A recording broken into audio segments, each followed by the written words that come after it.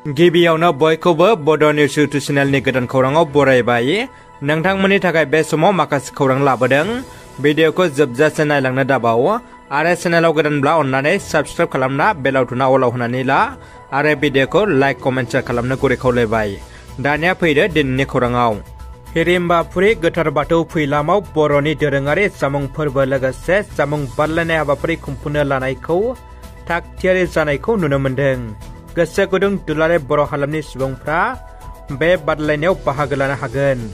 फैगौ बोहैथि दाननि सानथामनि हाबाफारि लानानै 16, 17 आरो 18 जानुवारि 2024 अक्ट'खालि सान्तिपुर बाथौ गुथुनि सिङाव थानाय निज्लागुरि हिरिम्बाफुरि गोथार बाथौ फैलामाव बे बर'नि दोरोङारि जामुं फोरबो लोगोसे जामुं बादायलायनाय हाबाफारिखौ खुंफुंनो थाखाय साखा-फारा खालामनाय जादों। बर'नि दोरोङारि जामुं फोरबो लोगोसे जामुं बादायलायनाय हाबाफारियाव बर' हारिनि गासिबो रायजो राजाफोरखौ बाहागो लाफैनो हिरिम्बाफुरि गोथार बाथौ फैलामनि गाहाय बिथोनगिरि एबा डाइरेक्टर बि सुजुग्रा बिथाङा दुंब्रुदै खावलायहरदों। चिराङाव विकसित भारत संकल्प यात्रा बे हाबाफारियाव मन्त्रि उरखावग्रा ब्रह्मआ बाहागो लादों।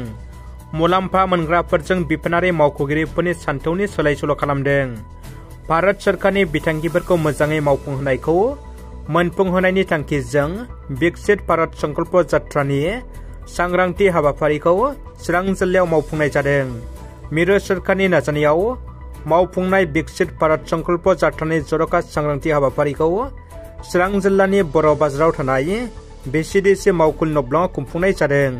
बे हाबाफारियाव बाहागो लानानै रायजोनि हेन्डलुम एन्ड टेक्सटाइल बिफाननि मन्त्रि उरखावग्रा ब्रह्मआ फोरमायदि गाहाय मन्त्रि नरेन्द्र मदिनि सानस्रिजों लामा दिन्थिनाय विकसित भारत संकल्प यात्रा हाबाफारिनि गेजेरजों हादरनि सरासनस्रा सुबुंफोरखौ मुलाम्फा मोनहोनो थांखि लादों।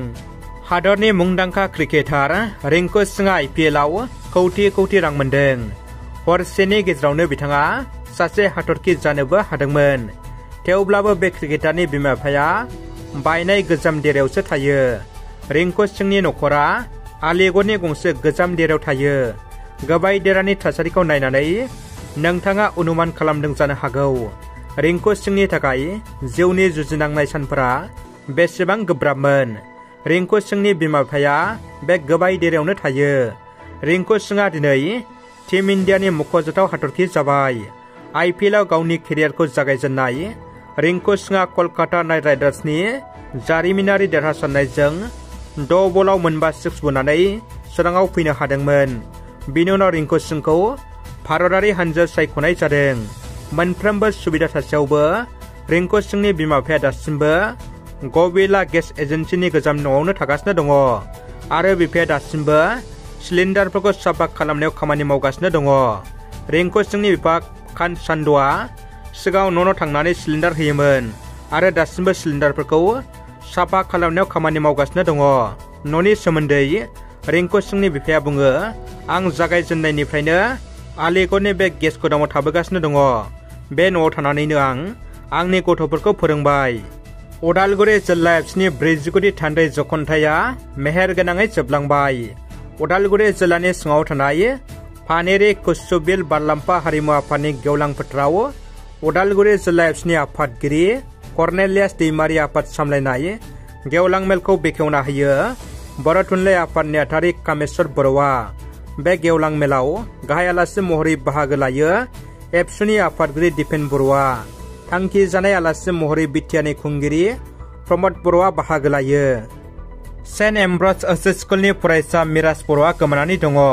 जानुवारि 10 खालार खालि बेलासे समनि 3 रिंगासो समाव थाखो 9आव फरायबाय थानाय मिराज बर'आ गोमानानै दङ।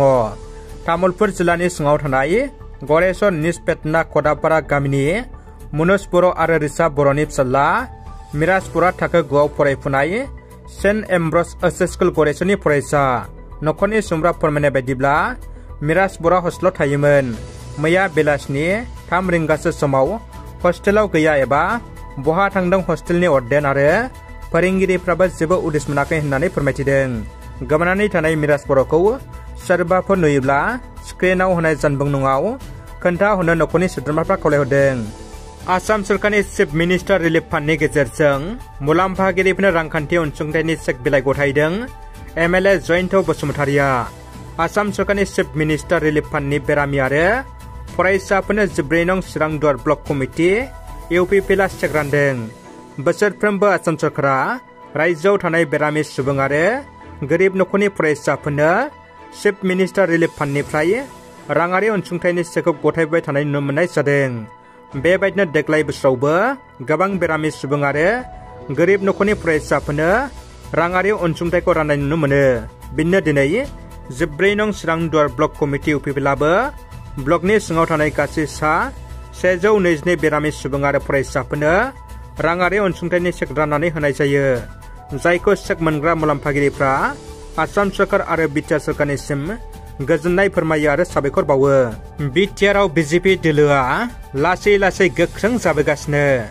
1400निबो बांसिन सोद्रोमाफ्रा BJP दोलोआव जयेन जागोन दिनै 12 जानुवारि खालि कक्राझारनि सान्दामारियाव थानाय बड'फा कालचारेल कमप्लेक्सआव मोनसे जर'खा हाबाफारिनि गेजेरजों 1400निबो बांसिन गुबुन गुबुन राजखान्थि दोलनि सोद्रोमा आरो लाइमोनफोरखौ दोलोआव जयेन खालामनो थाखाय साखाफारा कक्राझार जिल्ला लाइमोन BJP दोलोआ कक्राझार जिल्ला लाइमोन BJPनि बानजायनायजों दिनै 12 जानुवारि खालाराव खुंफुंजानो गोनां बे गेदेरथार जयनिं हाबाफारियाव कक्राझार लकसभा बियाबनि गार्जेन मिनिस्टार अशोक सिंघालआ बाहागो लागोन।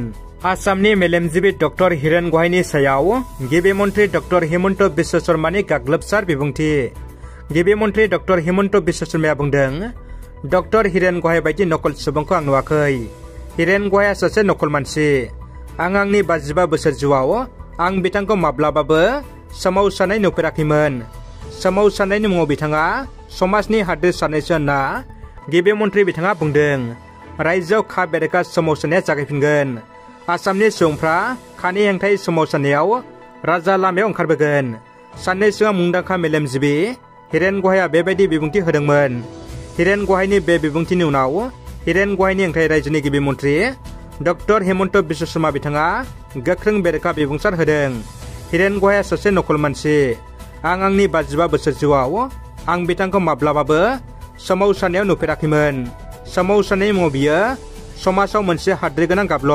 सालाकाटि ब्लक UPPLनि बानजायनायाव दिनै 12 जानुवारि खालाराव 10,000निबो बांसिन सुबुंगौमा हाबाफारिजों लोगोसे 2,000निबो बांसिन जयनिं हाबाफारि खुंफुंनो साखाफारा जादों।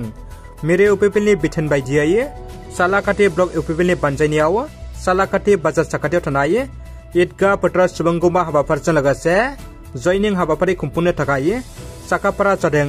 Salakati block committee UPPLA Kokrajhar जिल्ला सालाकाटि ब्लकनिफ्राय 10,000निबो बांसिन UPPLनि सोद्रोमाफ्रा बाहागो लानायजों लोगोसे 2,000निबो बांसिन BPF आरो गुबुन गुबुन राजखान्थि दोलोफोरनि दैदेनगिरि सोद्रोमाफ्रा जानो गोनां हाबाफारियाव जयेन जागोन होनना मिथिनो मोन्दों। बे हाबाफारियाव UPPL दोलोनि दैदेनगिरि बिथांमोना बाहागो लागोन। समाजारि जौगाखांनाय आरो समाज फोसाबनाय आफाद दादों इउनाइटेड फाराम अफ एक्सन दिब्या समाज बेरेखा खामानिफोरखौ होबथानो थाखाय social development and reformation committee दाफुंबाय।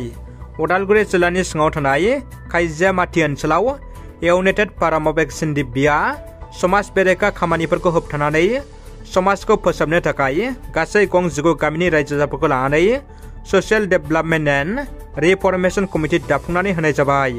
दानानै होजानाय बे कमिटियानो समाजनि बेरेखा खामानि मावनायफोरखौ नोजोर होगोन आरो फोसाबगोन होननानै खौरांनि गेजेरजों मिथिहोदों XNDB बानस बिथाङा। रादाबा एसेनोसै। भिडिअखौ जोबजासे नायनायनि थाखाय नोंथांमोननिसिम साबायखर।